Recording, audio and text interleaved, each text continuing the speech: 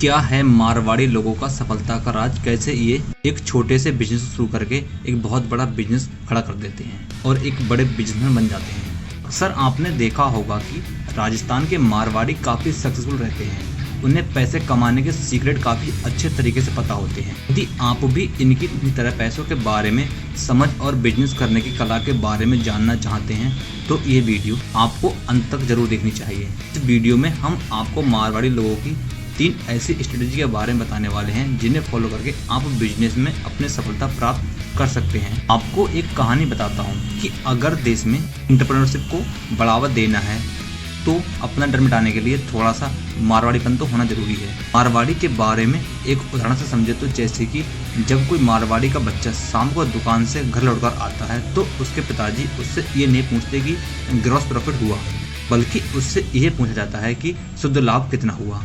अर्थात मारवाड़ियों का सबसे ज्यादा लगाव लागत के बजाय शुद्ध लाभ में ज्यादा रहता है। मारवाड़ियों के सिद्धांत की बात करें तो मारवाड़ी अपनी मर्जी से चाहे जितना भी पैसा खर्च कर सकते हैं, परंतु उनका सिद्धांत ये है कि वे कभी अपनी लापरवाही से अपना पैसा व्यर्थ नहीं करते हैं।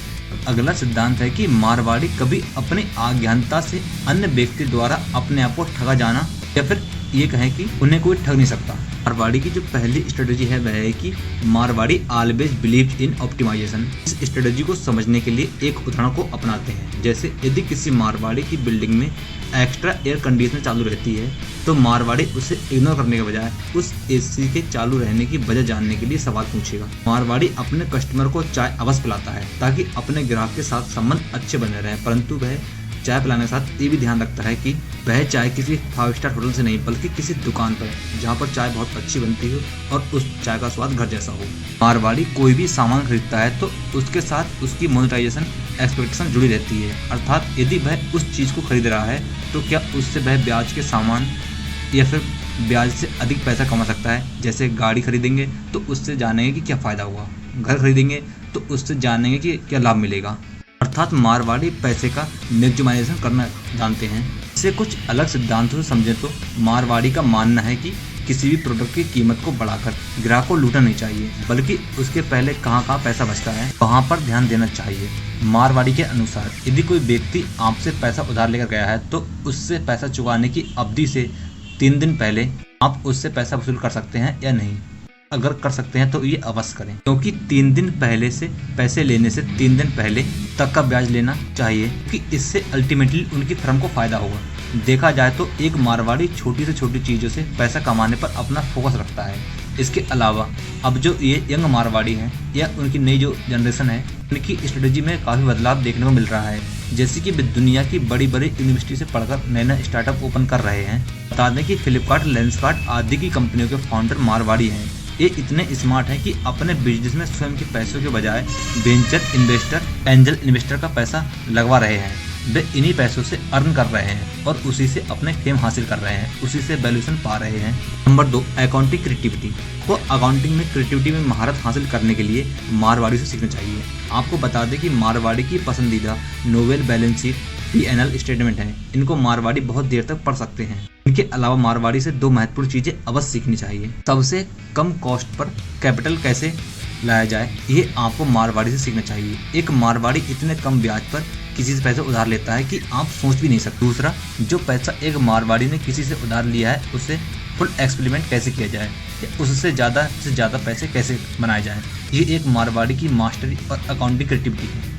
वह एक इंटरेस्ट एग्जाम को ऐसे समझने की कोशिश करते हैं जैसे कि एक मारवाड़ी युवा अपनी कॉलेज की पढ़ाई करके आता है तो वह अकाउंटिंग की फील्ड का होता है। वह जब अपनी फैमिली के बिजनेस में नया एंटर होता है। मारवाड़ियों में अगली जो खासियत है वह है कि रिस्क टेकर। मारवाड़ी में जो आर है यानी रिस्क टेकर, यदि आप उस आर से लगाव नहीं रखोगे तो अपने बिजनेस में रिवॉल्यूशन नहीं ला पाओगे और बिजनेस से बाद में रेवेन्यू भी नहीं कमा पाओगे।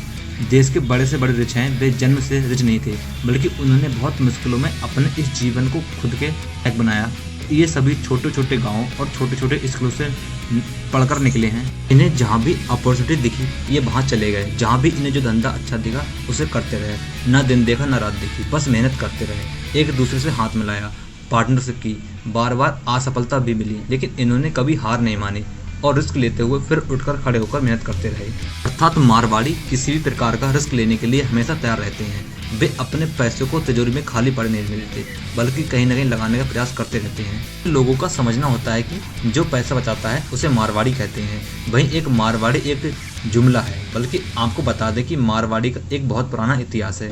पहले हिंदू और जैन कम्युनिटी के लोगों को मारवाड़ी कहा जाता था, जो कि राजस्थान से आते हैं। 1901 में एथनोग्राफिक क्लासिफिकेशन हुआ, जिससे राजपूताना, अग्रवाल, माहेश्वरी, ओसवाल, सरवसी, खंडेलवाल, पोरवाल आदि ये सभी शामिल हो गए और धीरे धीरे बिजनेस कम्युनिटी को या बिजनेस में अपनी तेज बुद्धि रखने वाले व्यक्ति को मारवाड़ी बोल दिया गया। फिर ये सब और ज़्यादा फैलने लगा, जैसे मारवाड़ी बुद्धि, बनिया बुद्धि, ट्रेंडर या फिर माइंडसेट आदि। आपकी जानकारी के लिए बता दें कि जिंदल कंपनी के founder OP Jindal, Piramal company के founder Ajay Piramal, Raymond company के गौतम सिंघानिया और आर्किलर मित्तल के लक्ष्मी मित्तल, आदित्य बिरला ग्रुप के फाउंडर घनश्याम दास बिरला, बजाज कंपनी के फाउंडर जमनालाल बजाज आदि ये सभी मारवाड़ी हैं। यहाँ पर हम आपको एक बार ये बता दें कि एक यूके बेस्ड रिसर्च के अनुसार भारत के जो 1% रिचेस्ट लोग हैं वह देश की 58% संपत्ति के मालिक हैं। वहीं सबसे इंटरेस्टिंग बात यह है कि इस 1% में से 28% लोग मारवाड़ी ही हैं। वहीं अब जो नए स्टार्टअप ओनर हैं, जैसे कि लेंसकार्ट के फाउंडर पीयूष बंसल, ओला के फाउंडर भविष्य अग्रवाल, फ्लिपकार्ट के फाउंडर सचिन एंड बिन्नी बंसल, दीपेंद्र गोयल जो कि जोमेटो के फाउंडर हैं, ओयो फाउंडर रितेश अग्रवाल, ये सभी मारवाड़ी ही हैं। बात आती है कि मारवाड़ी इतने अमीर कैसे होते हैं। मित्रों, मारवाड़ी अपने बिजनेस को दृढ़ निश्चय के साथ करते हैं, साथ ही वे अपने ग्राहकों के साथ एक उचित व्यवहार बनाते हैं और उनकी जरूरत को अच्छे से समझकर कार्य करते हैं। वे रिस्क लेने से भी नहीं डरते हैं और मारवाड़ी को बचपन में ही बिजनेस की जानकारी सिखाई जाती है। और आपके मन में एक प्रश्न आता होगा कि भारत में सबसे अमीर मारवाड़ी कौन है। इसका जवाब है कि बता दें कि भारतीय प्रौद्योगिकी संस्थान दिल्ली और आदित्य बिरला समूह के अध्यक्ष कुमार मंगलम बिरला ही वह शख्स हैं जो भारत के सबसे अमीर मारवाड़ी हैं। इनकी कुल संपत्ति लगभग 13.2 बिलियन डॉलर यानी 96,000 करोड़ रुपए है। इनकी मंथली इनकम की बात करें तो 250 करोड़ से प्लस इनकी मंथली इनकम है। तो मित्रों, हम उम्मीद करते हैं कि आपको हमारे द्वारा बताया कि मारवाड़ी बिजनेस में इतने सफल कैसे होते हैं। जानकारी अच्छी लगी होगी। यदि आपको ये जानकारी अच्छी लगी है तो कृपया वीडियो लाइक करें और चैनल को सब्सक्राइब जरूर करें। मिलते हैं आपके साथ एक अगली और वीडियो में। तब तक के लिए दिल से धन्यवाद।